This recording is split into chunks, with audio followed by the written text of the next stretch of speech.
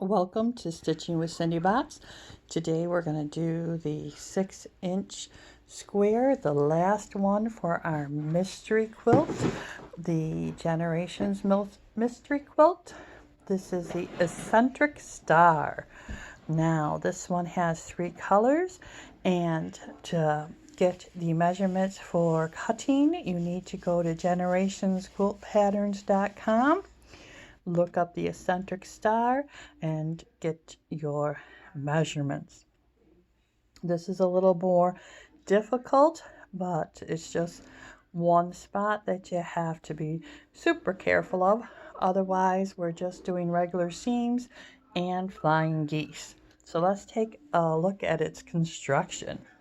So here is a flying geese. Here's a flying geese. Here's a flying geese, and here's a flying geese. So you're going to make 4 flying geese units.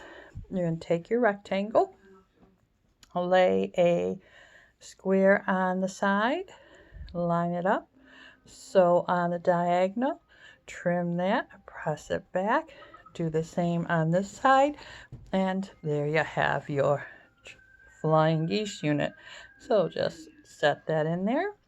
Then to sew this together, what you need to do is lay your square on top of your first flying geese, and you are going to be mindful not to sew this 1/4 inch seam. You're going to start right there in the middle of the point, and you're going to sew to the side, leaving this open. All right, then you're going to take and fold that back, and you have your unit the size that you need for this side.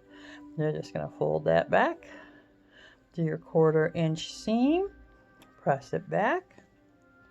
Now you have enough space for the top unit.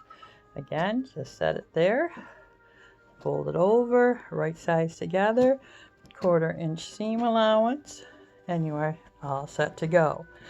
Now's the tricky part. So this unit will get sewed here. So right sides together, sewing this seam, but you're going to stop when you get a 1/4 inch up. All right, so let's go over to this block here, and you can see that is what I've done. I have sewn this seam up to that point. Now I'm going to fold this over it and just sew it down like normal. Okay, so the trick here is just to sew up to that 1/4 inch and stop. Okay, all right, just sew that. Oh, I'm sorry. You can on this point you don't have to, you can sew it all the way down. My mistake. You can just sew this regular, just being careful not to catch this piece. Okay, so make sure when you sew this that you fold that back. My mistake.